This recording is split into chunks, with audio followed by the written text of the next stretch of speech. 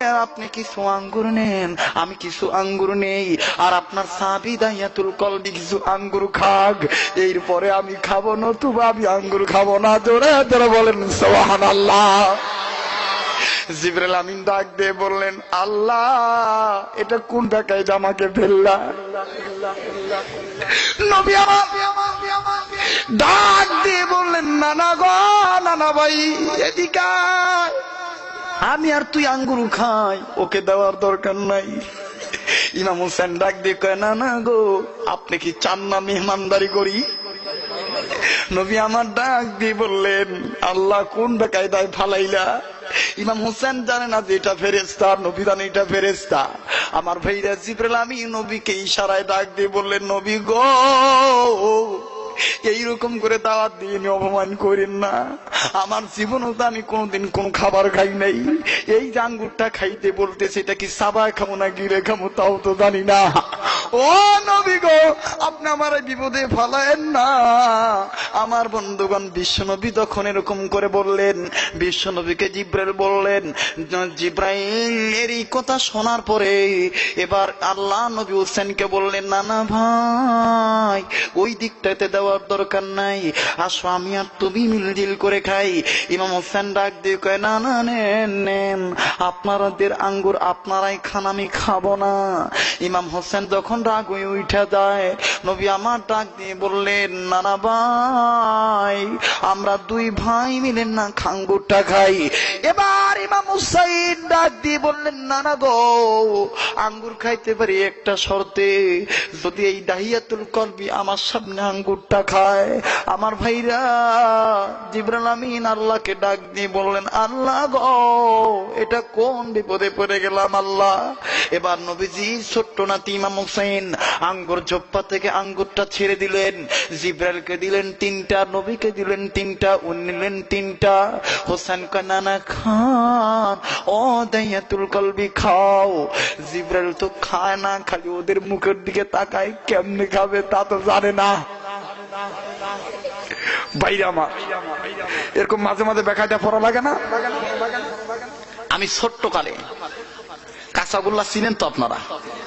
চিনেন তো? কাঁচাগোল্লা এটা নাম শুনতে কিন্তু মনে হয় কাঁচাগোল্লা না, ওটা ওটা নাটোরের কাঁচাগোল্লা, ঠিক আছে। বনফুল মিষ্টান্ন ভান্ডারের ঢাকাতে 1 নম্বর পিওর নাটোরের কাঁচাগোল্লা বিক্রি হয়। তো আমি আমার জীবনে একবার সিলেটে গেছি ভাই। এখন সিলেটে যাওয়ার পরে হোটেলে বসছি, এখন কি আর কই, হোটেলওয়ালা আমাকে ডাক দিয়ে বলতেছে, মৌলভী সাহেব আপনি কাঁচা আগু খাইবেন না সাদা আগু পাকা আগু খাইতেন? কাঁচা আগু খাইবেন না সাদা পাকা আগু খাইতেন? আমি আল্লাহ কই, আল্লাহ ঢাকার থেকে গু খাওয়ার জন্য মুই আসছো, এটা কেমন কথা কয় রে? এই হোটেলার ডাক দিয়ে করতেছে, মালানা তুমি কাঁচা আগু খাইতা না পাকা আগু খাইতা, কিতা খাইতা মাতো না কেল্লাই? তা আমি ডাক দিয়ে, বাবা আমি তো গুজিব না খাই নাই। আপনি এটা কি কন? আমার পাশের লোক কয়, হুজুর আপনাদের ঢাকাতে মানুষ জিজ্ঞাসা করে, হুজুর কাঁচাগোল্লা খাবেন না পাকা গোল্লা খাবেন? তো এরা জিজ্ঞাসা করতেছে কাঁচা গু খাইতায় না পাকা গু খাইতায়, বুঝেন নাই? হোটেলে গেলে কেউ যদি সিলেটে যায় মিষ্টি কেনার জন্য, তো মিষ্টির দোকানে তো সাদা মিষ্টি কালা মিষ্টি থাকে, থাকে না ভাই? তো মিষ্টিওয়ালার দোকানদাররা ওই হোটেল মেসিয়ারা জিজ্ঞাসা করে কাস্টমারদেরকে, এই ভাইজান আপনারা কি সাদা গো নিতেন না কালা গো নিতেন? তো যাকে, তো আমি এরকম মহাবিপদে পড়ছিলাম কাঁচাগোল্লা নিয়ে। ওটা যে পানি সহ খাইতে হয়, যদি বেশি মুখে দেন তাহলে দম ঠেকার সম্ভাবনা আছে। তো 2-1টা কাঁচাগোল্লা, মানে একটা আর অর্ধেকটা অরিজিনাল কাঁচাগোল্লা হলে এরকম গলা শুকিয়ে যাবে। আমার দেশে তো ট্রেনে কাঁচাগোল্লা বিক্রি হয় যেগুলো 10টা খাইলেও মুখ শুকায় না, তাই না ভাই? কিন্তু অরিজিনাল কাঁচাগোল্লা একটা খেয়ে আর একটা অর্ধেকটা নিলেই দেখবেন কণ্ঠ শুকিয়ে যাবে, আপনি পানি ছাড়া ওটা জীবনেও গিলতে পারবেন না। তো জিবরাইল আমিন এরকম বিপদে পড়ে গেছে, কয় আল্লাহ আঙ্গুর কি চাবা খায় না গিলে খায়, কেমনে খায়? আল্লাহ আমি তো মহা বিপদে পড়ে গেছি। যখন আল্লাহু আকবার। আমার ভাইরা, আমার বন্ধুগণ, ইমাম হোসেন ডাক দিয়ে বললেন, ও নানা ভাই, তোমার সাহাবী কেন খায় না? জিবরাইল আমিন এবার আঙ্গুরটা নিয়ে মুখে নিয়েছে, আসমানের দিকে তাকাইলো। আল্লাহ রাব্বুল আমিন ডাক দিয়ে বললেন, ও জিবরাইল, আমি তোমাকে জানা দিলাম, তুমি বিসমিল্লাহ বলে মুখে দিয়ে দাও, এরপরে কেমনে খাইবে কেমনে গিলবা আমি বলে দেব। ভাইরা আমার, আমি অবশ্যই বলে দেব। এবার বন্ধুরা রে, ইমাম হোসেন রাদিয়াল্লাহু তাআলা দেখতেছি জিবরাইল আমিন নয় দাইয়াতুল কলবি আঙ্গুরটা মুখে দিয়ে দিল। আল্লাহ পাক ডাক দিয়ে বললেন, জিবরাইল তুমি বিসমিল্লাহ বলে মুখে আঙ্গুর দিয়ে দিবা, আমি আল্লাহ রাব্বুল আমিন তোমার পেটে দিয়ে দেব। যখন সুবহানাল্লাহ, আরো জোরে জোরে বলেন সুবহানাল্লাহ। আমার নবীজি জুম্মার নামাজে খুতবার পরে ওসমানকে ডাক দিলেন, আলীকে ডাক দিলেন, ওমরকে ডাক দিলেন, আবু বকরকে ডাক দিলেন। ডাক দিয়ে বলেন, সাহাবীরা রে, তোমাদেরকে জানায় দেই, তোমরা শুনে নাও, আমি তোমাদেরকে বলে দেই, তোমরা জানো নি আমার হোসেন কোন হোসেন? আমার নাতি ভাই, যে হোসেন আল্লাহ রাব্বুল আমিন তার ফেরেশতা জিবরাইলকে হোসেন বাধ্য করছে খাবার খাওয়ার জন্য, এটা সেই হোসেন। হোসেনের আগে কোন যুবক হাসরের ময়দানে জান্নাতে যাইতে পারবে না। জোরে জোরে বলেন সুবহানাল্লাহ, আরো জোরে জোরে বলেন সুবহানাল্লাহ। এবার বন্ধুরা রে, সেই ইমাম হোসেন ডাক দিয়ে বললেন, আব্বা গো, আপনি আমায় চিনেননি, আমি কে? আর একটা কথা আছে, কেন বললেন আমি কে শুনে যাবেন তো আপনারা। বাজান একটু সময় যদি লাগে বাজান দিতে রাজি আছেন? খুব ঠান্ডা লাগতেছে, আপনারা উঠাউটি করলেই মনে করব আপনারা আমার উপর বেজার হয়ে গেছেন। উঠাউটি করবেন না আমার ভাইরা, আমি অবশ্যই বলে দেব। কিন্তু এখন আপনারা শহর কেন্দ্রিক লোক, পৌরসভার আওতাধীন লোক, আপনারা জবাব দিবেন, আলীর ভিতর হোসেনের ভিতরে নবীর মায়া কম ছিল না বেশি ছিল? ঈমান পাকা ছিল না কাঁচা ছিল? আল্লাহকে ভয় করার গুণ কম ছিল না বেশি ছিল? আর আমাদের দিলে জোরে জবাব দেন। এবার যুবক ভাইদের কিছু রুহের খোরাক দেব, রাজি আছেন? রাজি আছেন? জি, আমার দিক তাকান। আমার ভাইরা, আপনারা দেখছেন কিনা জানি না, আমার বন্ধুগণ, এই দেশে আমাদের যে ঈমান কাঁচা তার বাস্তব প্রমাণ দেখেন। আমার বাংলাদেশে যখন রমজানের ঈদ আসে, কিসের ঈদ? এরপরে কুরবানির ঈদ আসে না? অবশ্যই আসে। এই ঈদ গুলো আসলে দেখবেন এইরকম করে কাজী নজরুল ইসলাম একটা দাওয়াত দেয়, যে দাওয়াতটা অনেক যুবক ভাইয়ের মোবাইলে সেট করা আছে। বলেন তো কোন দাওয়াত? জোরে বলেন তো, আপনারা জানেন?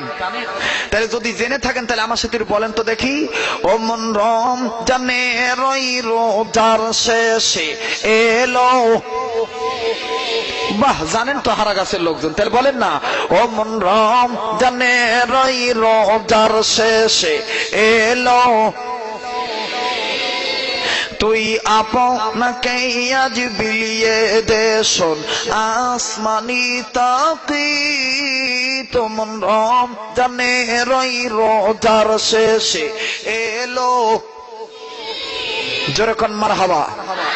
পিছনের ভাইরা, সামনের ভাইরা সবাই জবাব দিবেন। এই দাওয়াতটা কাজী নজরুল ইসলাম ভালো দিকে দেয় না খারাপ দিকে দেয়? আর আমার বাংলাদেশে দেখবেন মুসলমান হইয়া মুসলমানদেরকে খারাপ দিকে দাওয়াত দেয়।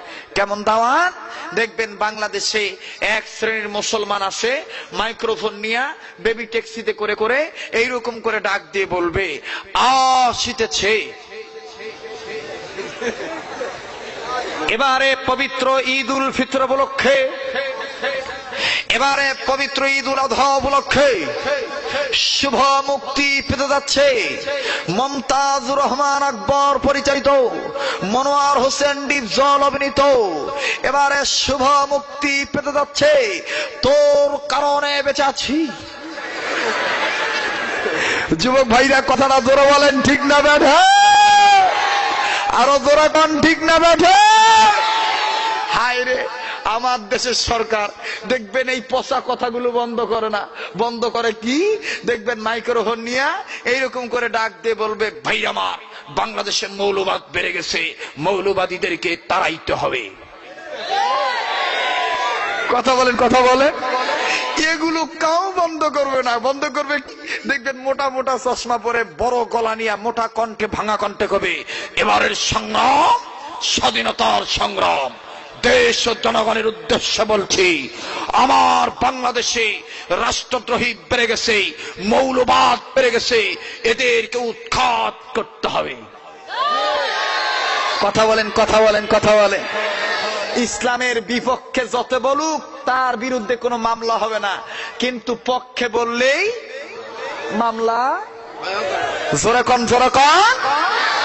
তার মানে যত দোষনন্দ ঘোষ শতটা বললেই দোষ, যত দোষনন্দ ঘোষ শতটা বললেই দোষ। করলে অন্যায়ের প্রতিবাদ নামটা হবে তোমার মৌলবাদ, বাইরে নামটা হবে তোমার। দেখেন কে কে উঠে যায়, যারা যারা চলে যাবে মনে করবেন ওই দলের লোক।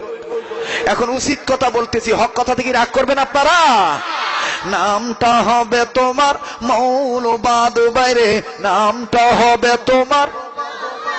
জোরে বলেন, যত দোষনন্দ ঘন শতটা বললেই দোষ, যত দোষনন্দ ঘন শতটা বললেই দোষ।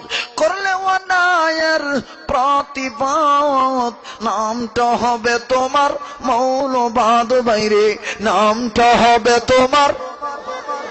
জোরে বলেন না, নামটা হবে তোমার মৌলবাদ, বাইরে নামটা হবে তোমার মৌলবাদ। মারহাবা কন। তার মানে কাক আপনি ভালো কবেন? ওরে বাপরে বাপ, স্বাধীনতার বয়সে এবার 16ই ডিসেম্বরের পত্রিকায় দেখছি এ পর্যন্ত বাংলাদেশ স্বাধীন হওয়ার পরে বয়স রাখছে, পা রাখছে 40। কত বছর? জোরে বলেন। আমার বয়স কিন্তু এত না ভাই, আমি কিচ্ছু বলতে পারবো না, তাও আমাকে কয় রাজাকার। চিন্তা করছেন? মানে ওনাদের মন্তব্য হলো হক কথা যাই কবে তাই রাজাকার। কথা বলেন ঠিক কিনা? আরো জোরে বলেন ঠিক কিনা? কিন্তু মনে রাখবেন, ভুলে যাবেন না, মুসলমান ভয় পাওয়ার জাতি নয়, মুসলমান কারো কাছে মাথা নত করার জাতি নয়, মুসলমান শাহজালালের জাতি, মুসলমান শাহপরানের অনুসারী, মুসলমান হযরত ওমরের অনুসারী, মুসলমান হক পথে জীবন দিতে রাজি আছে, বাতিলের কাছে মাথা নত করতে রাজি নয়। আমার ভাইরা কথা বলে, কথা বলেন ঠিক কিনা? জি, আমার দিক তাকা, রাগ করতেছেন? স্বাধীনতার বয়স পেরিয়ে কয় বছরে পা রাখছে? জোরে বলেন, কয় বছর? 40 বছর। আমার ভাইরা 40 বছরে স্বাধীনতার বয়সে পা রেখেছি, এটা কি কোনো রাজনৈতিক বক্তব্য? জোরে বলেন, রাজনৈতিক বক্তব্য। এখানে আওয়ামী লীগের বাবারা থাকতে পারেন, বিএনপির বাবারা থাকতে পারেন, জামাতের বাবারা থাকতে পারেন, সর্বদলীয় বাবা থাকতে পারেন, কোনো সমস্যা নাই। আমি কোন দলকে টার্গেট করে বলতেছি না। মুসলমান সবাই মরলে যেহেতু রসুলের কোলে শায়িত হয়ে যায়, তাহলে মুসলমান জিন্দা অবস্থায় কেন রসুলের বিরোধিতা করব? জবাব চাই। কথা বলেন, কথা বলেন, জোরে বলেন, জোরে বলেন। আওয়ামী লীগের লোক মরলে কি জানাজা পড়ায় না? বিএনপির লোক মরলে পড়ায় না? জামাতের লোক মরলে পড়ায় না? তাহলে বাধা কিসে? আগেও ঠিক পরেও ঠিক, বাহে তুমি মাঝখানে ভেজাল করি চাও, একটা সাইজ করে ছেড়ে দেবো বেটা। বন্দামু সব জায়গায়, তোর দাড়ি কাটিয়া তুই বাদাম বেশি খা, যদি তোর ইসলামের কথা সহ্য না হয়। কথা বলেন ঠিক কিনা? আরো জোরে বলেন ঠিক কিনা? মুসলমানকে কাফেররা মারতেছে একটি কারণে, মুসলমান দাড়ি রাখিও গাঁজা খায়, মুসলমান দাড়ি রাখাও নামাজ কাজা করে, মুসলমান দাড়ি রাখাও সন্ত্রাসী করে, যার কারণে কাফেররা তাদেরকে অপমান করতে সাহস পায়। কথা বলেন ঠিক কিনা? তাহলে তোর দাড়ি রাখার দাম কি? তোর টুপি পরার দাম কি? তোর জুব্বা পরার দাম কি? তুই তো পড়ছিস জুব্বা, কিন্তু তুই 1 নম্বর শয়তানের আব্বা। জোরে বলেন ঠিক কিনা? তুই ভণ্ড, তুই প্রতারক, তুই জালিয়াত, তুই ধোঁকাবাজ। যাকে যে কথাটা বলতে চাচ্ছি সেটি হলো এই, কত বছরে পা রাখছি? জোরে বলেন, জোরে বলেন। আজকের পর থেকে আমাকে হারা গেছে আর দাওয়াত দিবেন না, এই তো নিয়ত। যে আজকের পর থেকে শরীয়তপুরীর ভাত বন্ধ। এ মিয়া ভাই, পাও ধরি বলতেছি, জীবনও যদি হারা গাছ না আনেন, আব্দুল খালেক শরীয়তপুরীর 1 লোকমা ভাতের অভাব হবে না। হারা গাছ টাকাওয়ালা হয়েছে, তাতে আমার কি? আল্লাহু খায়রুর, জোরে বলেন, রিজিকের মালিক কে? আল্লাহ। কোন দলকে টার্গেট করে বলতেছি না, যে কথাটি সত্য সেটি বলতেছি।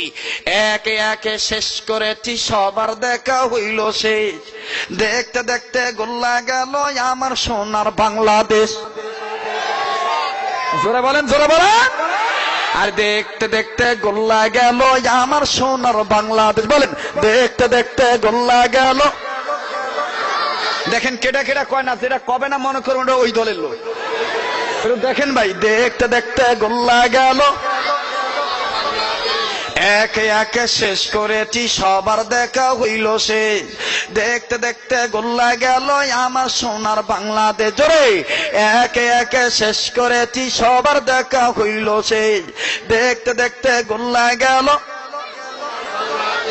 স্বাধীনতার বয়স পেরিয়ে 40-তে পা দিলাম, নেতারা তো সবই পেল, আমরা বলো কি পেলাম?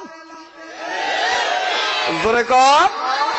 হাইরে নেতাদের ভুরি মোটারে, ক্ষমতায় যাওয়ার আগে নেতার পেটের সাইজ থাকে 3 মাস, ক্ষমতায় যেই পাশ করে রাশিয়া, ভারতের, আমেরিকার পাম পাইয়া পেটের সাইজ হয় 9 মাস। কথা বলেন ঠিক কিনা? আগে চুলকেছে এই জায়গায়, এখন চুলকায় এরকম। কথা কন, কথা কন। একে একে শেষ করেছি, সবার দেখা হইল শেষ।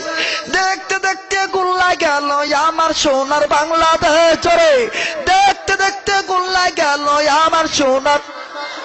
স্বাধীনতার বয়স পেরিয়ে 40-তে পা দিলাম, নেতারা তো সবই পেল, আমরা বলো কি পেলাম? জোরে, নেতারা তো সবই পেল, আমরা বলো কি পেলাম? নেতা নেতায় গুতাগুতি, জনগণের কর্ম শেষ। কথা বলেন, কথা বলেন। এদিক দিয়ে বিএনপির হরতাল করতেছে, আর ওদিক দিয়ে আমার বাবা জানারা হায় রে খালি সারের দাম, বিদ্যুতের দাম, তেলের দাম বাড়াইতেছে। জনগণ মরুক আর বাঁচুক, কার কি সেটা? কথা বলেন ঠিক কিনা? আবার ঠিক কিনা? স্বাধীনতার বয়স পেরিয়ে 40-তে পা দিলাম, নেতারা তো সবই পেল, আমরা বলো কি পেলাম? নেতা নেতায় গুতাগুতি, জনগণের কর্ম শেষ। দেখতে দেখতে গোল্লা গেল আমার সোনার। আরে দেখতে দেখতে গোল্লা গেল। পিছনের সামনের লোক চুপ থাকেন, দেখি পিছনের লোক কয় কিনা। সামনের একটা লোক কবেন না। দেখতে দেখতে গোল্লা গেল আমার সোনার। সামনের লোক চুপ থাকেন, আমি আরেকবার ট্রাই করি। দেখতে দেখতে গোল্লা গেল আমার সোনা। বাহ! আর দেখতে দেখতে গোল্লা গেল আমার সোনা। এবার পিছনের লোক চুপ থাকেন, দেখি সামনের লোক দেখি ভাই। আরে দেখতে দেখতে গোল্লা গেল। বিয়া করছেন কেডা কেডা তারা এবার বলবেন, দেখতে দেখতে গোল্লা গেল। এবার কারা কারা বিয়া করেন নাই দেখি, ওদের শক্তি বেশি না বিবাহিত লোকের শক্তি বেশি? আরে দেখতে দেখতে গোল্লা গেল, দেখতে দেখতে গোল্লা গেল।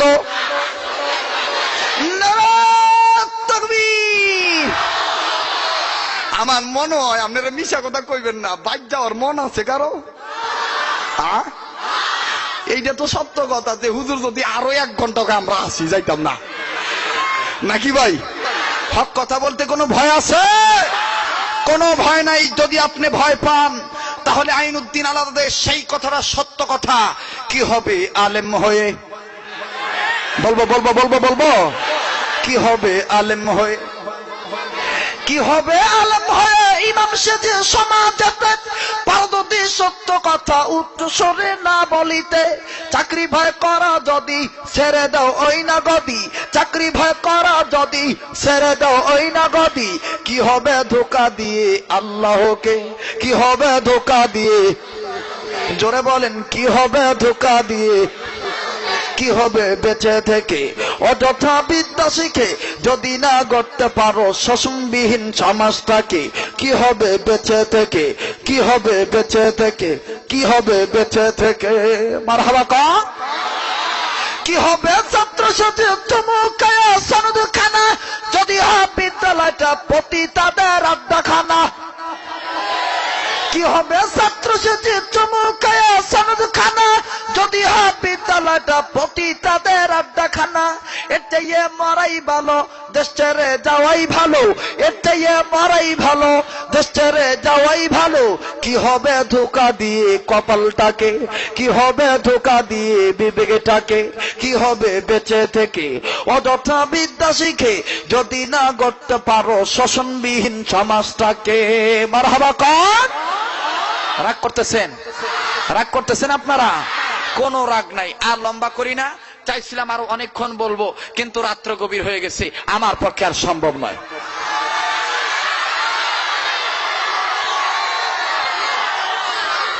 এই বাবু, আপনারা কি মানুষ নাকি রে বাবু?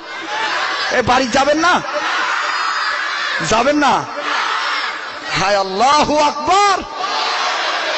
হযরত শাহজালাল স্লিপ চলে আসছে, হুজুর আপনার কাছে আজান শুনতে চাই। জি জি, হযরত শাহজালাল বাংলাদেশে আসলেন, সিলেটের জমিনে আজান দিয়ে দিলেন। আমার ভাইরা, আজকের গোটা বাংলাদেশের মুসলমান যদি আমরা আজানের পক্ষে লড়াই করি, আল্লাহর কসম এই দেশের মসজিদের কাতারে আবার লোকজন ভরে যাবে। কথা বলেন ঠিক কিনা? শাহজালাল এরকম করে আজান দিয়ে দিলেন, আল্লাহু আকবার, আল্লাহু আকবার। মারহাবা কর। আল্লাহু আকবার,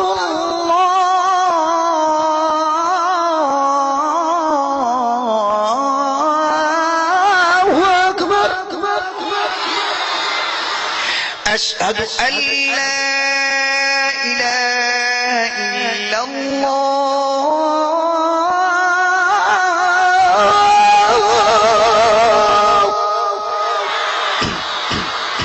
আশহাদু আল্লা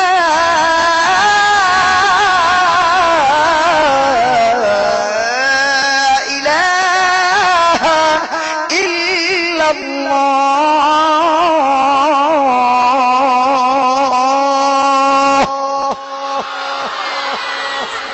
রেডিওতে এর চাইতে সুন্দর ভাবে হয়, আমার গলা তত ভালো না, তারপর আমি একটু ট্রাই করে দেখি আর কি।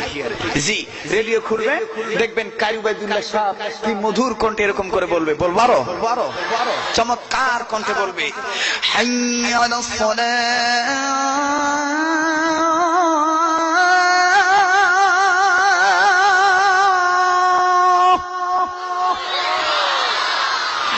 হাইয়া আলাস সালাহ।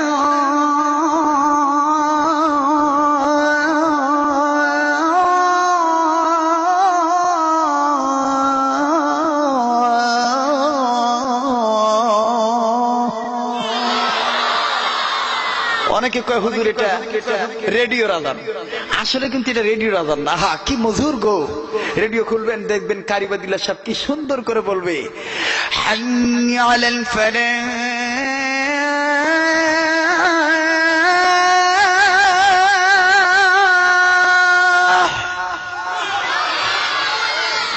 হাইয়া আলাল ফালাহ।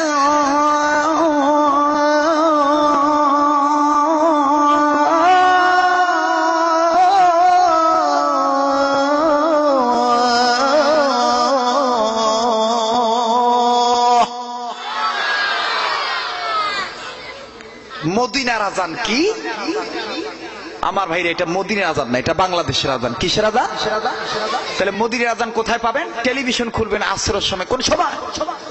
আসরের সময় টেলিভিশন খুললে দেখবেন মধুর সুরে, মদিনার সুরে, নরম সুরে এরকম করে বলবে। যারা মক্কা মদিনায় গেছেন তারা জানেন, নরম সুরে এরকম করে বলবে, আল্লাহু আকবার, আল্লাহু আকবার। মদিনার আজানটা কোথায় শেষ করে যায়? ওরে ভাই,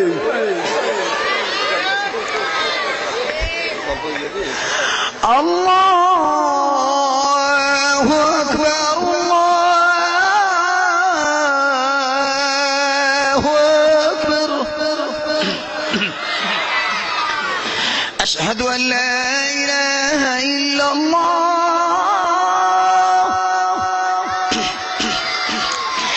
أشهد أن لا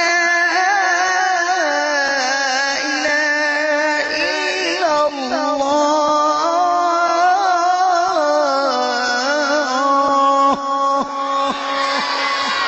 أشهد أن محمدا رسول الله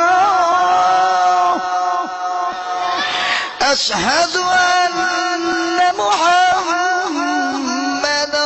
رسول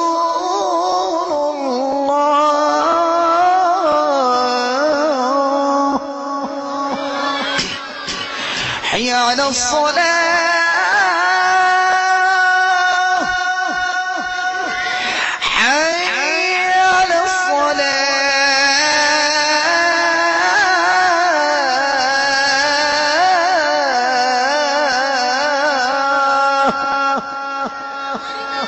حي على الفلاح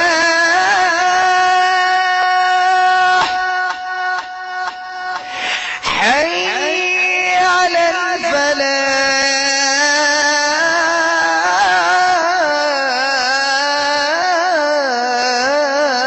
الفلاح الله أكبر الله أكبر لا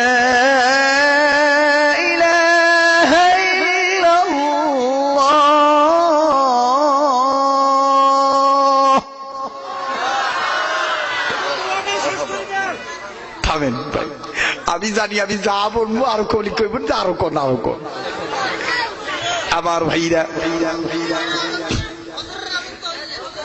ওই দাও এই পদরানো দিলে মানুষ চলে আসবে না আমি চা খাই না জি জি আল্লাহু আকবার বলেন এটা কিসের জন্য জানেন ওই যে আমরা কালেমার মালা গলায় পড়ছি কোথায় পড়ছি হায় রে কালেমার মালা মোড়া গলায় পড়েছি জোরে কালেমার মালা মোড়া আসবে যত বাধা বিঘ্ন আল্লাহ মোড়া মেনে নিয়েছি কালেমার মালা মোড়া গলায় পড়েছি জোরে কালেমার মালা মোড়া আসবে যত বাধা বিঘ্ন মাওলা মোড়া মেনে নিয়েছি কালেমার মালা মোড়া গলায় পড়েছি আল্লাহু আকবার আমার বাইরা রে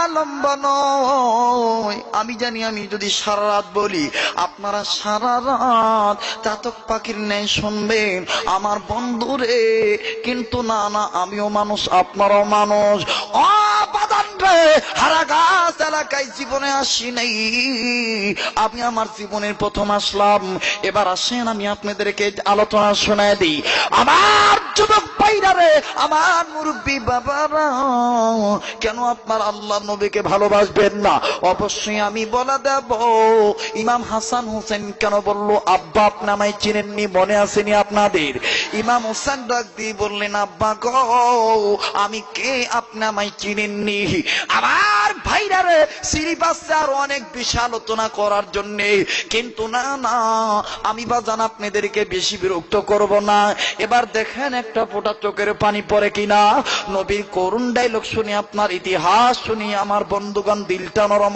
হয় কিনা এ রংপুরের বাইরা কাউনিয়া থানার মা বোনেরা এবার দেখেন বাজান রে আল্লাহ রব্বুল আমিনের পক্ষে চোখের পানি পড়ে কিনা ও বন্ধু কোন কারবালার ওয়াজ আপনারা শুনতে চাইছেন কারবালার ওয়াজ বড় লম্বা কাহিনী লম্বা করতে গেলে অনেক সময়ের দরকার কিন্তু না বাজান না এত লম্বা আমার পক্ষে সম্ভব নয় মূল দুটি কথা আমি বলে দেই 16 বছর দুইটা বালকের করুণ কাহিনী দেখেন কি আজব কাহিনী রে ভাই আমার ভাইরা রে বর্তমান মুসলমানদেরকে যেমন করে ষড়যন্ত্র করা হয় ও বন্ধু মুসলমানদেরকে যেমন করে ষড়যন্ত্র করে বর্তমান এজিদি মুসলমানরা আমার ভাইরা বাংলাদেশের হুসাইনি মুসলমানদের ইমান কেড়ে নিতে চায় কথা বলেন ঠিক না বেঠিক ও যুবক ভাইরা রে, এটা আগের ষড়যন্ত্র আমার ভাইরা, এটা কিন্তু আগের ষড়যন্ত্র। কেমন আগের ষড়যন্ত্র আমার ভাইরা? একদিন কারবালার দিকে আমি চলে যাচ্ছি, যাব নাকি আপনারা বলেন? ও বন্ধু, রক্তে লালে লাল হইল কারবালার ময়দান। হায়রে, রক্তে লালে লাল হইল কারবালার ময়দান। বলেন, রক্তে লালে লাল হইল। ওরা নবীর প্রাণে জীবন দিল, নবীর জানের জান। রক্তে লালে লাল হইল কারবালার ময়দান। হায়রে, রক্তে লালে লাল হইল। ওরা নবীর প্রাণে জীবন দিল, নবীর জানের জান। রক্তে লালে লাল হইল কারবালার ময়দান। হায়রে, রক্তে লালে লাল হইল কারবালার ময়দান। মারহাবা কও আমার ভাই, আমার বন্ধুগণ, আমার বাবাদিরা, আমার বন্ধুরা রে, এজিদ দেখলো হোসেন যদি বেঁচে থাকে আমরা দখল করতে পারবো না। এজিদি মুসলমান হয়ে দুনিয়া জয় করতে পারবো না। এই জন্য হোসেনকে মেরে ফেলতে হবে। আমি হোসেনের ওই কথাটা অবশ্যই বলবো, কিন্তু দেখেন আমি একটু সময়ের জন্য নিয়ে আসলাম। বন্ধুরা, এজিদের পক্ষ থেকে 1 নয় 2 নয় আমার ভাইরা 80,000 চিঠি পাঠানো হলো। কথা বলেন কত হাজার? 80,000 চিঠি পাঠাইলো হোসেনকে দেওয়ার জন্য। আমার ভাইরা, ইমাম হোসেন রাদিয়াল্লাহু তাআলা 80,000 চিঠি পায় কিন্তু ডিনাই করে। শেষ চিঠিটা যখন হোসেন নিজেই পড়লো, হোসেন পড়ে দেখে এদিক সন্ন্যর পক্ষ থেকে লেখা আছে, হোসেন তুমি চলে আসো, তোমার হাতে আমরা বায়াত গ্রহণ করব, তোমায় আমরা রাজ সিংহাসনে বসা দেব, তোমরা যা বলবা আমরা তাই মেনে নেব।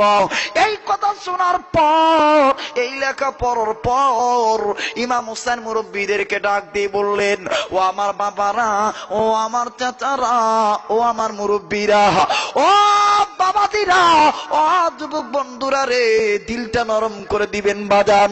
বাড়িতে যে কি করবেন, আরামে ল্যাপ পাইয়া ঘুমাইবেন। ও বন্ধু, এই জায়গায় তো আপনি খারাপ জায়গায় বসা নাই, আপনি আছেন নবীর পক্ষে বসা আছেন। আমার ভাইরা, একটু দেখেন আপনি আমল কামাই করতে পারেন কিনা, নেকি কামাই করতে পারেন কিনা। ইমাম হুসাইন শুক্রবারে নামাজ পড়ার পর মুরব্বীদেরকে ডাক দিয়ে বললেন, মুরব্বী বাবারা রে, বারবার চিঠি আসতেছে, আপনারা কি বলেন? আমি যাইতে রাজি আছি। মুরব্বীরা ডাক দিয়ে বললেন, হোসাইন, প্রাথমিক অবস্থায় তোমাকে পাঠাইতে পারবো না, কারণ হইল কুফানগরের তিকির ভাষা ভালো, ওদের তরবারির ব্যবহার ভালো নয়। হুসাইন ডাক দিয়ে বললেন, চাচা গো, ওয়া মুরব্বী লোকেরা, তাইলে আমি কবে যাব বলেন আপনি? মুরব্বীরা ডাক দিয়ে বললেন, হোসেন রে, তুমি যাইবা, তাই এইভাবে যাইবা, আমি তোমাকে বলে দিলাম তুমি যাইবা, ওইভাবে যাবেন আপনি হোসেন। আমি আপনাকে বলে দিলাম, আগামী শুক্রবারে আমাদের মিটিং হবে। মিটিংয়ে একটা লোক মদিনা থেকে কুফানগরে যাবে রাষ্ট্রদূত হইয়া। উনি যাইয়া যদি দেখে কুফানগরের লোক ভালো ব্যবহার করে, উনি আপনার সমীপে চিঠি লিখবে। ওনার চিঠি আমরা পাইলে তবে আপনি হোসেনকে ছেড়ে দেব, তবে আপনি হোসেনকে যাই দেব, নতুবা যাইতে দেব না। আমার ভাইরা রে, কিতাবে লিখে এবার মসজিদে নববীতে নয়, আমার ভাইরা শুক্রবারে জুমার নামাজ পড়ার পরে মিটিং ডাকা হলো। মুরব্বিয়া হোসেনের সামনে ডাক দিয়ে বলল, কোন মায়ের সন্তান আছে ও নবীর প্রেমে জীবন দিয়ে শহীদ হবেন? হোসেনের পক্ষে রাষ্ট্রদূত হইয়া আপনি কুফানগরে যাবেন, আপনি চিঠি লিখবেন, তারপর হোসেনকে আমরা ছাড়বো। হঠাৎ করে একজন বৃদ্ধ লোক, একজন বাবারে মিডিল বয়সের লোক, উনি দাঁড়ায় বললেন, হুজুর, আমি যাব কুফানগরে, আমি হোসেনের পক্ষে চলে যাব। ওই লোকটা বলার পরে মুরব্বী ডাক দিয়ে বললেন, তুমি যাইবা? খোদা না খাস্তা, আল্লাহ না করুক, তোমার যদি ওরা জব করে ফেলে, মেরে ফেলে, তখন কি হবে? ওই লোকটা ডাক দিয়ে বললেন, চাচা গো, আমি ইমাম হোসেনের পক্ষে নিয়া যদি কুফানগরে যাই আমার গলা কাটা যায়, আমি নবীর প্রেমে জীবন দিতে দিতে রাজি আছি, তারপরও জান্নাত কামাইয়ের সুযোগ আমি ছাড়ব না। ওই লোকটার এই কথা শোনার পরে আমার বীরা মুসলিম বিন আকিল, লোকটার নাম হলো মুসলিম বিন আকিল। কথা বলেন কি নাম? মুসলিম বিন আকিল ডাক দিয়ে বলল, আমি যাব। এবার মুসলিম বিন আকিল সমস্ত কিছু গোছাইল। মুসলিম বিন আকিল রেডি হইয়া, আমার ভাইরা যখন সুন্দরভাবে রেডি হয়ে গেল, মুসলিম বিন আকিল চলে গেল আমার ভাইরা। এবার বিছানা পত্র নিয়ে, মাল সামান নিয়ে, কাপড় চোপড় নিয়ে ঘোড়ার পিঠে যখন পা রাখবে, উঠবে, অথবা উটের পিঠে যখন পা রাখবে, হঠাৎ করে মুসলিম বিন আকিলের দুইটা ছেলে, ও হারা গাছের তরুণেরা, যুবকেরা, এই দেখো দেখো দুইটা বালক ছেলে কি করে জীবন দিয়ে দেয়। ভাই গো, মুসলিম বিন আকিলের দুইটা ছেলে, মা হারা ছেলে, দুই ছেলে ডাক দিয়ে বললেন, আব্বা গো, আমাদের মা নাই, আপনি আছেন আমাদের আব্বা হয়ে। আব্বা গো, কই দান আমাদেরকে তুইয়া, আমরা রাত্রিবেলায় আপনার হাতের পরশ না পাইলে ঘুমাই না, আমাদের ক্ষুধা লাগলে আপনি না খাওয়াইলে খাই না। আব্বা, আপনি আমাদেরকে থুইয়া কই দান ও আব্বা। মুসলিম বিন আকিল ডাক দিয়ে বললেন, সন্তানেরা রে, তোদের বাবার আশা ছেড়ে দে, বেঁচে থাকলে দেখো হবে দুনিয়ায়, আর নাইলে মরে গেলে দেখো হবে হাসরে। এইবার ওই দুইটা ছেলে ডাক দিয়ে বললেন, আব্বা গো, আপনি কি একাই নবীকে ভালোবাসেন? আপনি কি একাই হোসেনের প্রেম আপনার দিলে আছে? আব্বা, আপনি কি চান না আপনার মতন পিতার বেটা হইয়া, সন্তান হইয়া, আমরা মা হারা দুইটা ছেলে জান্নাত কামাই করি? জোরে কোন সুবহানাল্লাহ। মুসলিম বিন আকিল ডাক দিয়ে বললেন, বেটারা রে, তোদের বাসা আমি বুঝলাম না। ওই দুইটা সন্তান ডাক দিয়ে বললেন, আব্বা, আপনি কি বুঝেন নাই, আমরা দুইজনে আপনার সাথে যাব গো আব্বা। এবার বন্ধুরা রে, মুসলিম বিন আকিল ডাক দিয়ে বলল, বাবা, তোমাদের বয়স কারো বয়স 14 বছর, কারো বয়স 16 বছর, এই অবস্থায় তোমরা শহীদ হইতে চাও, বুঝলাম না। ওই দুই ছেলে ডাক দিয়ে বললেন, আব্বা গো, গত নাইটে আমরা দুরূদ ইব্রাহিম পরে ঘুমাইছিলাম আব্বা, আমরা স্বপ্নের ভিতরে দেখেছি দিনের নবী, দয়ার নবী নিজে আমাদেরকে আপনার সাথে যাইতে বলেছে। আমার ভাইরা, মুসলিম বিন আকিল ডাক দিয়ে বলল, বেটারা রে, এটা যদি সত্য হয়ে থাকে আমি বলে দেব, আসো তোমরা দুইজন আমার সাথে আসো। এবার মাহারা দুইটা ছেলেকে নিয়ে নিল, হাঁটি হাঁটি পা পা করে যাচ্ছে কুফা নগরের দিকে। এই দিক দিয়ে আমার বন্ধুগণ মুসলমান মুনাফিক ছিল। মুসলমান মুনাফিক এদের কাছে খবর দিয়ে দিল, লিডার আমার, নেতা আমার মুসলিম বিন আকিল যাচ্ছে রাষ্ট্রদূত হইয়া, আপনি ওদের সাথে ভালো ব্যবহার করবেন, তাইলে ও চিঠি লিখবে, ওই চিঠি পাইলে কিন্তু হুসেন যাবে, নাইলে কিন্তু যাবে না। এই খবর পাইয়া ডাক নিয়ে বললেন, ও আমার কুফা নগরের লোকেরা, তোমরা সবাই ফুলের মালা নিয়ে দাঁড়িয়ে থাকো, কেউ ফুলের বাসন নিয়ে দাঁড়িয়ে থাকো, মুসলিম বিন আকিল আসলে তোমরা অভিনয় করে জামাইয়ের আদর দিবা। ও বন্ধুরে,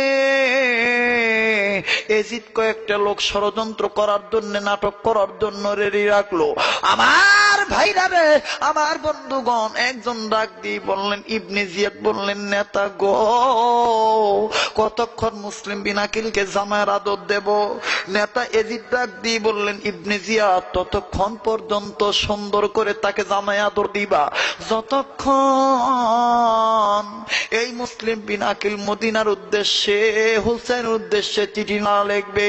খুব খেয়াল করে শুনবেন, দিলটা নরম করে দিবেন। আমার ভাইরা রে, আমার বন্ধুগণ, ও পর্দার অন্তরের মা বোনেরা, গভীর মনোযোগ দিয়ে দিয়ে শুনবেন আমার বাবাদিরা। এবার মুসলিম বিন আকিল যখন চলে আসলো, অনেক লম্বা কাহিনী আমি লম্বা করব না। মুসলিম বিন আকিলকে পাইয়া অনেক মানুষ তার হাতে বায়াত গ্রহণ করলো হোসেনের নামের উপরে। বন্ধুরে আমার বেইরা,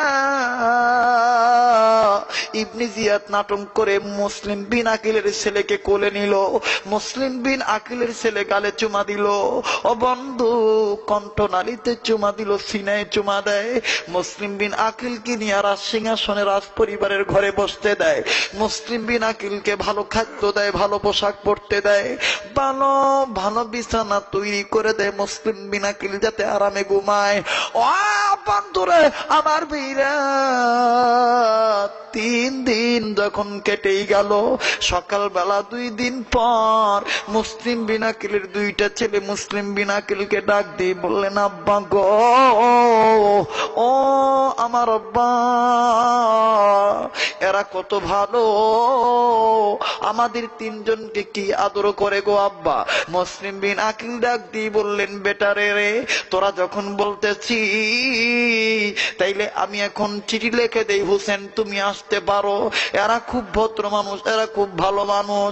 এবার বন্ধুরে মুসলিম বিন আকিলকে ইবনে জিয়াদ ডাক দিয়ে বললেন, মুসলিম বিন আকিল, তুমি কখন চিঠি লিখবা, জলদি করে বলো। মুসলিম বিন আকিল ডাক দিয়ে বললেন, ইবনে জিয়াদ ভাই আমার, আমি আজকে জোহরের নামাজ পড়ব, জোহরের নামাজ পড়িয়া আমি আল্লাহর ঘরে বসে আল্লাহর গোলামের কাছে চিঠি লিখে দেব। এইবার মুসলিম বিন আকিল মসজিদে নামাজ পড়ার জন্য চলে গেল।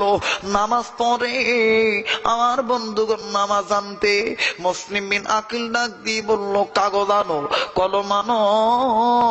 এবার বন্ধুগণ কলম আনা হইল। বন্ধুরা রে, কলম আনার পর মুসলিম বিন আকিল কলমটা নিয়া বিসমিল্লাহির রহমানির রহিম লিখিয়া সালাম দিয়া ডাক দিয়ে বললেন, ও হুসাইন, তুমি জলদি করে মদিনা থেকে কুফানগরে আসো। লোকগুলো কত ভালো, এরা কত ভদ্র ব্যবহার করেছে। এবার বন্ধুরে মুসলিম আকিল যখন এইরকম করে দাওয়াত দিয়ে দিল, চিঠি লিখে আমার বাইরা ইবনে জিয়াদ দেখতেছে পুরাপুরি লেখে কিনা। মুসলিম বিন আকিল নিচে দিয়ে লিখে দিল, হোসেন রে, তুমি বিনা দ্বিধায় কাফেলা নিয়ে আসতে পারো, এরা জবর ভালো মানুষ, আমাকে এরা নন্দ দুলার মতন রেখেছে, নয়া জামায়ের মতন আদর করে রেখেছে। আমি তোমার পক্ষে, তোমার জন্য আমি চিঠি লিখে দিলাম, ইতি তোমার পাঠানো রাষ্ট্রদূত মুসলিম বিন আকিল। তার যখন করে দিল কিতাবের লিখুক লিখে মুসলিম বিন আকিল যখন এরকম সিগনেচার দিয়ে দিল, আমার ভাইরা কিতাবের লিখুক লিখে ইবনে জিয়াদ চিঠিটা কাপ করে হাত থেকে কেড়ে নিল।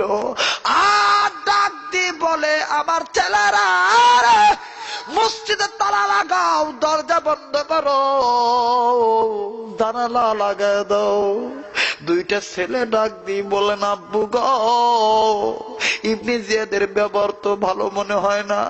ইবনে জিয়াদ চিঠিটা লেখার পরে কেন এরকম ব্যবহার করে? ইবনে জিয়াদ ডাক দিয়ে বললেন, ঘোড়াওয়ালা সব চাইতে দিয়ে ঘোড়াটা বেশি দৌড়ায়, পঙ্কিরাজ ঘোড়াওয়ালা আমার কাছে আসো।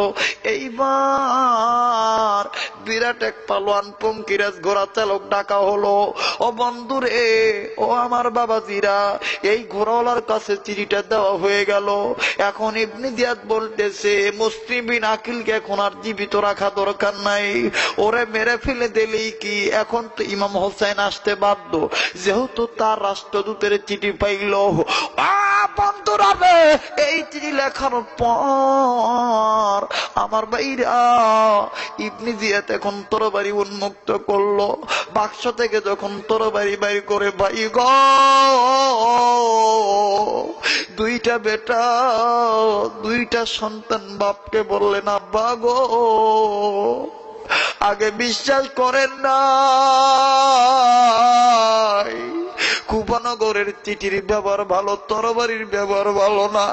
মুসলিম বিন আকিল ডাক দিয়ে বলল, আব্বুরা রে, তোরা তোদের নিজের জীবন নিয়ে বেঁচে যা রে আব্বা।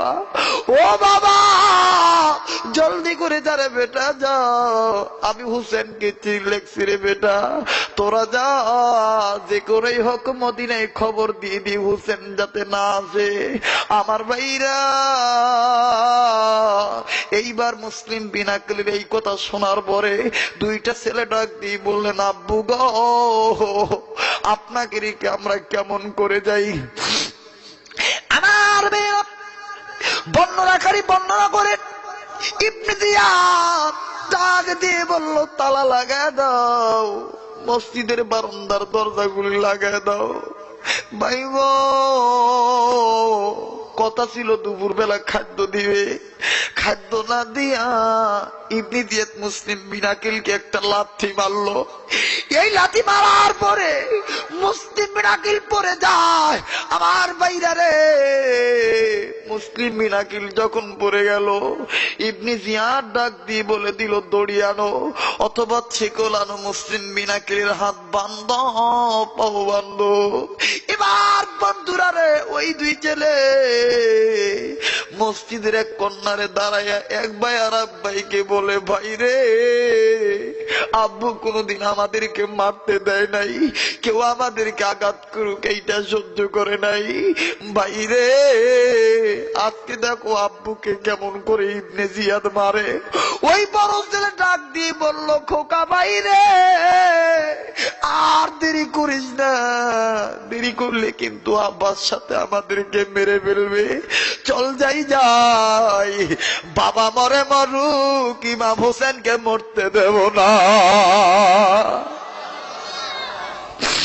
আমার ভাইরা রে, ইবনে জিয়াদ এবার মুসলিম বিন আকিলকে শোয়াইলো, ডাক দিয়ে বললেন, ছিগলানো। আমার ভাইরা, এইবার দরিয়ানা হইল। মুসলিম বিন আকিলের পা বান্ধে, হাত বান্ধে, তরবারি নিয়ে ডাক দিয়ে বলল, তোকে জনমের শিক্ষা দিয়ে দেবো, হোসেনের ইমান তোর দিলের ভিতর আছে। এইবার মুসলিম বিন আকিল তরবারির নিচে শুইয়া আল্লাহকে ডাক দিয়ে বলল, আল্লাহ তুমি সাক্ষী থেকে গো আল্লাহ, আমি আমার জীবন নবীর প্রেমে দান করে দিলাম। আমার ভাইরা, এইবার বাবার কল্লা যখন কেটেই ফেলে দিল, মুসলিম বিন আকিলকে জব করা হইল। এইবার বন্ধুরে, মুসলিম বিন আকিল মরেই গেল, শহীদ হয়ে গেল। এবার দুইটা ছেলেকে গ্রেফতার করার জন্য এজিদ অর্ডার দিয়ে দিল, যেখান থেকে পারো মুসলিম বিন আকিলের দুইটা বালককে জিন্দা পারো মৃত পারো দিয়ে আসবা আমার কাছে, লাখ লাখ টাকা থেকে পুরস্কার দেওয়া হবে। আমার বাইরে লাখ টাকার পুরস্কারের লোভে এজিদের ঘোষণা পাওয়ার পরে মুসলিম বিন আকিলের দুইটা ছেলেকে গ্রেফতার করার জন্য যাচ্ছে। ওই দুই ছেলে এই বালির দেশ চিনে না, কুবানগর কেমনে পার হবে তাও জানে না। আমার বন্ধুরে, একদিক দিয়ে সকালবেলা হাঁটা শুরু করে বিকেল বেলা যে দেখে, সকালে যেই দিক দিয়ে রওনা দিছে বিকেলে আবার ওই জায়গায় পৌঁছাইলো। ও বন্ধুরে, দুই ভাই রাত্র যখন গভীর হইয়া যায়, সূর্য যখন ডুবে যায়, আর দৌড়াদৌড়ি না করে দুই ভাই, এক ভাই আর এক ভাইকে জড়িয়ে ধরে খাজুর গাছের গোড়ায় ঘুমা যায়, নবীর নাম নিয়ে ঘুমায়। জোরে কোন সুবহানাল্লাহ, আরো জোরে জোরে বলেন সুবহানাল্লাহ। আমার ভাইরা রে, আমার বন্ধুগণ, গভীর মনোযোগ দিয়ে শুনবেন, কোন দিকে খেয়াল করবেন না। কষ্ট হচ্ছে নাকি আপনাদের? মুসলিম বিন আকিলের দুই বেটা এবার জড়িয়ে ধরে ঘুমিয়ে আছে। ওই দিক দিয়া লাখো টাকা পুরস্কারের লোভে হারেস খোরা তরবারি নিয়ে খুঁজতেছে দুই বেটাকে। আমার বেইরা রে, হারেসের বিবি সকালবেলা সূর্য ওঠার পরে এই দুই বালককে নয়, খাজুরের বাগান পরিদর্শন করার জন্য গেল। কিন্তু মহিলা মানুষ ছোট্ট বালক দেখলে পাগল হইয়া যায়। হারেসের বিবির কোনো সন্তান নাই। যখন দেখলো সুন্দর চেহারার বালক দুইটা পড়ে আছে, হারেসের বিবি আস্তে আস্তে করে নামে, দুই বালকের চেহারায় হাত দিয়ে বলে, তোরা কোন মায়ের সন্তান রে? তোদের দেখে আমার মনে হয় তোরা মদিনার সন্তান। যেরকম সুবহানাল্লাহ। ওই দুই ছেলের ঘুম ভেঙে গেল। দুই ছেলে মা মা বলে হারেসের বিবিকে জড়িয়ে ধরে বললেন, মা আপনি আমাদের খবর কাউকে দিয়েন না মা। মা গো, আমাদের মা নাই, আপনি আমাদের মা। আমাদের আব্বা কি মেজিয়াদ মসজিদের ভিতর কল্লা কেটে মেরে ফেলে দিয়েছে। ও বন্ধুরে, কিতাবের লিখক লিখে ইবনে হারেসের বিবি মা হইল। দুইটা সন্তান কি ডাক দিয়ে বলল, আমি মরে যাব, তোদের মতন পূর্ণিমার চাঁদ আমি ধরা দেব না। যেরকম সুবহানাল্লাহ। এবার দুই ছেলেকে আমার ভাইরা গোপন করে লুকায়িত করে রাখলো। হারেস আসছে পানি খাওয়ার জন্য। পানি খাইতে এসে বললেন, বিবিরে খাদ্য দিয়ে একটু পানি দে। যখনই হারেস পানি খাওয়ার জন্য আসছে, মুসলিম বিন আকিলের ছোট্ট সন্তান ডাক দিয়ে বললেন, বড় ভাই আমাদের বাবা বুঝি আর আসবে না, খোকা খোকা বলে মনে হয় আর ডাক দিবে না। আব্বার মায়া যখন এরকম করে কান্দে, হারেসের কানে আওয়াজটা পৌঁছে গেল। হারেস কান খাড়া করে ডাক দিয়ে বললেন, বিবি রে, কোন মায়ের সন্তান কান্দে আমার ঘরে? বিবি ডাক দিয়ে বললেন, স্বামী গো, আপনার হাতে ধরি পায়ে ধরি আপনি ওই রুমে যাবেন না, আপনি পানি খাইতে আসছেন, পানি নিয়ে যান। হারেসের সন্দেহ হলো। হারেস ডাক দিয়ে বলল, বিবি রে, ওই দুইটা ছেলেকে আমি দেখেই ছাড়বো। এইবার হারেস চলে গেল অন্দরমহলে। আমার বন্ধুগণ গোপন ঘরে যাওয়ার পরে দেখতেছে মুসলিম বিন আকিলের দুইটা ছেলে।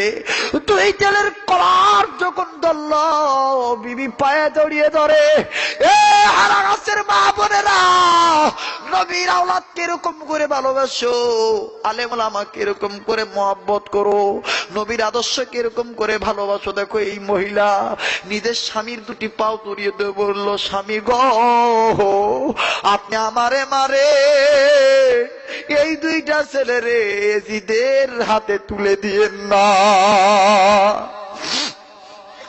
আমার ভাইরা, হারেস কি লোভ সামলাইতে পারে?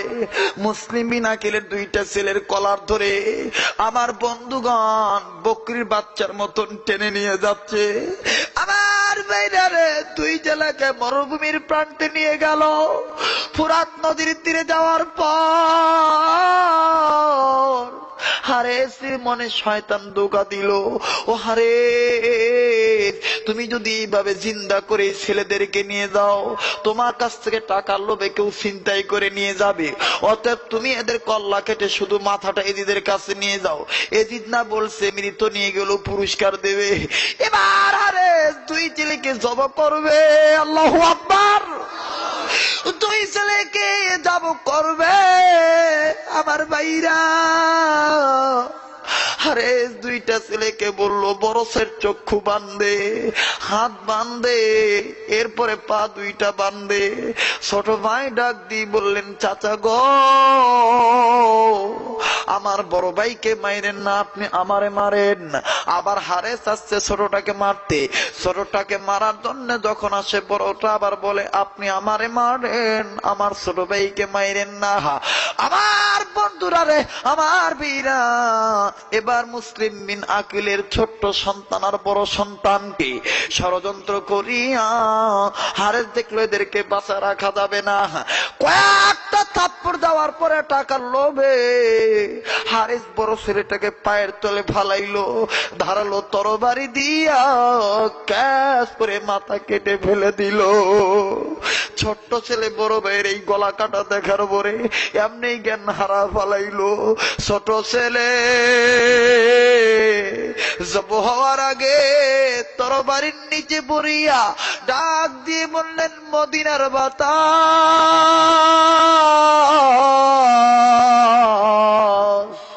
তুমি জলদি করে হোসেনের কানে পৌঁছে দাও, হোসেন যাতে কারবালায় না আসে। আল্লাহু আকবার। এবার এই ছোট্ট ছেলের আওয়াজ পাওয়ার পরে মুখে ওই রকম করে থাবড়া দিয়ে ধরলো, এই ছেলে যাতে কথা না বলতে পারে। আমার বাইরে মুখে চাপ দিও।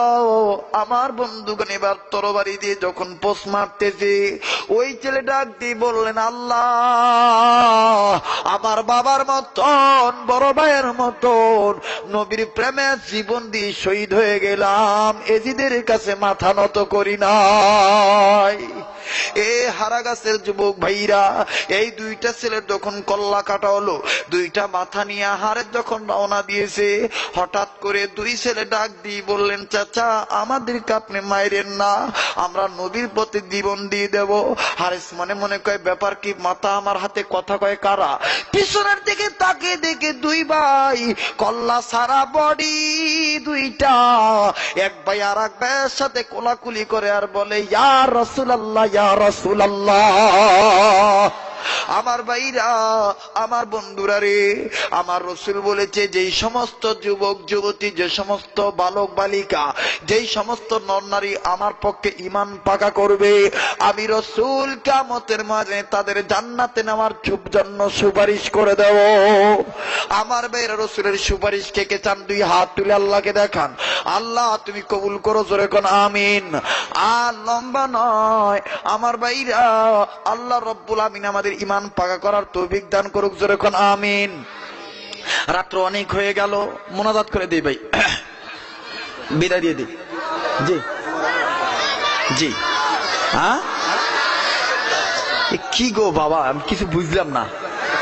আপনাদের কি অশান্তি লাগতেছে না, নাকি খারাপ লাগতেছে না বাইরার? এবার ইমাম হোসেন ডাক দিয়ে বললেন, আলী গো, আব্বা, আপনি জামায় লাথি মারলেন, আপনি কি আমায় চিনেননি? আমি কে মনে আছে? হযরত আলী ডাক দিয়ে বললেন, হোসেন রে, আমি তোমাকে ভালো করে চিনি, তুমি জান্নাতের যুবকদের সরদার, যেরকম সুবহানাল্লাহ। এবার বন্ধুরে, হযরত আলী খাবার নিয়ে বাইরে গেল। খাবার নিয়ে যখন বাইরে গেল, কি ব্যাপার, মোনাজাত করে দেব? তাহলে উঠতেছেন কেন? বসেন, অল্প সময়, অল্প সময় বাজান বসেন, করেন কালেমা পড়েন, লা ইলাহা। একসাথে আমার সাথে হাত তুলে বাড়িতে যাবেন, রাজি আছেন ইনশাআল্লাহ? আল্লাহ তুমি কবুল করো, জোরে কোন আমিন। আমার ভাইরা, হযরত আলী বাইরে গেলেন, যে দেখেন ফকির নাই। হযরত আলী আবার সামনে অ্যাডভান্স হলেন, যে দেখেন ফকির নাই। আলী বললেন, ব্যাপার কি, ফকির গেল কই? হঠাৎ করে নেক্সট সুরতে একজন হাজির হয়ে গেল। ও লোকটা দেখতে বড় চমৎকার। আলী বললেন, তুমি কে? কয়, আমি ফকির না, আমি ফকির বেশে তোমার ঘরে পরীক্ষা করতে আসছিলাম, তোমার পরিবারে আল্লাহর ঈমান আছে না, আল্লাহর ভয় আছে কি নাই। আমি এখন নজর করে দেখলাম, তুমি যেমন আল্লাহ ভক্ত, তোমার পরিবারও আল্লাহ ভক্ত, যেরকম সুবহানাল্লাহ।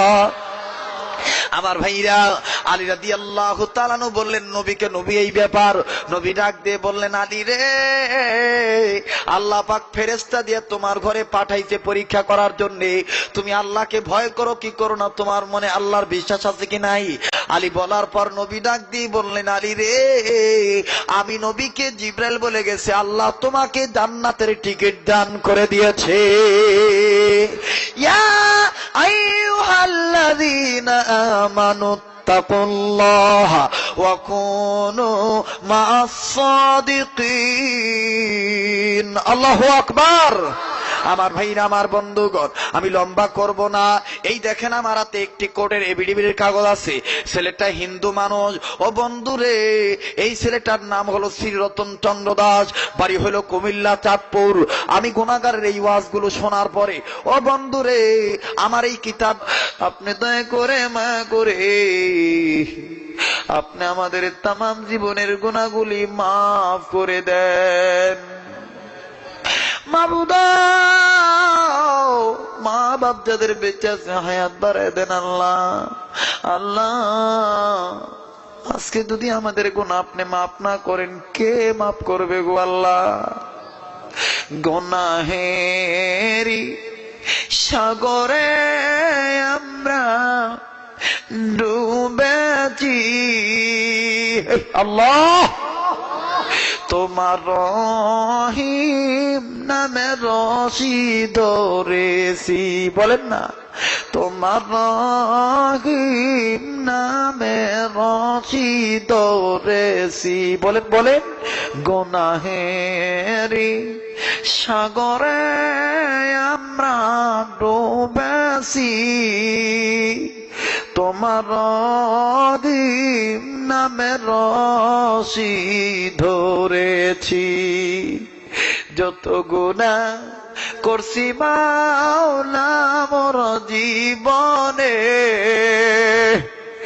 মদের গুনাহ মাফ কইরা দাও নিজ গুণে, মদের গুনাহ মাফ কইরা দাও নিজ গুণে।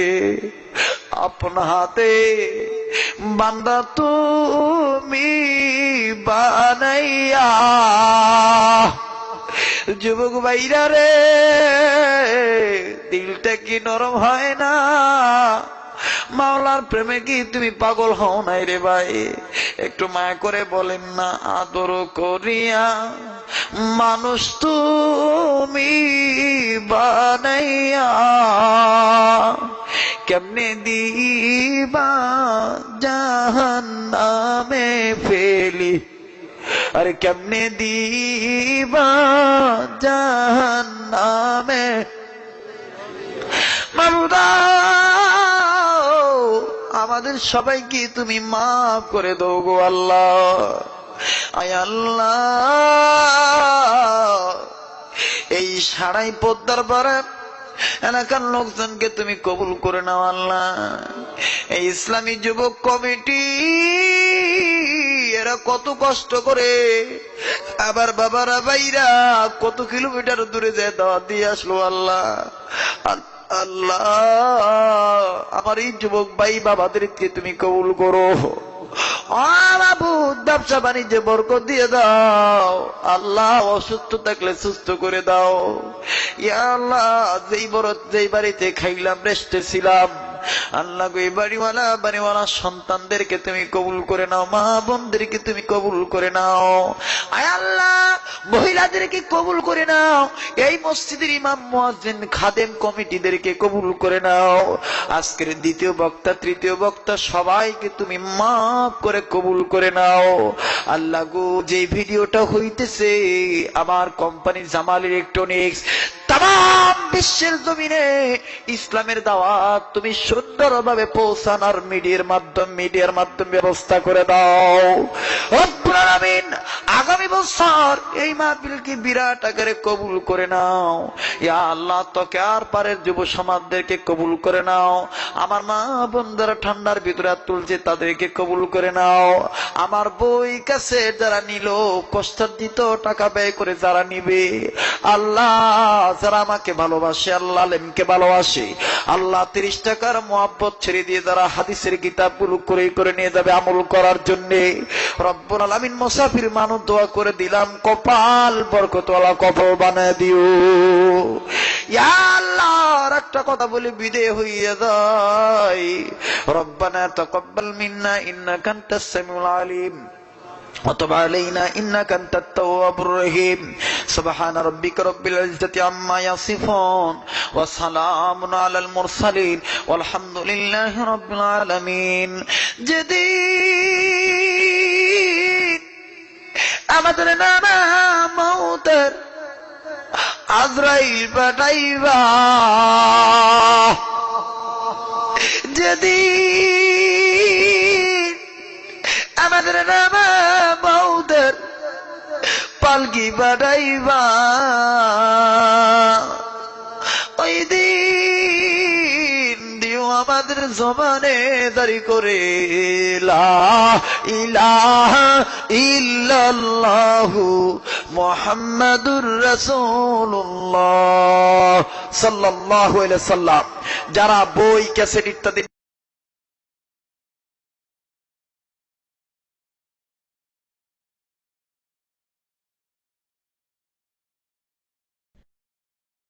বিসমিল্লাহ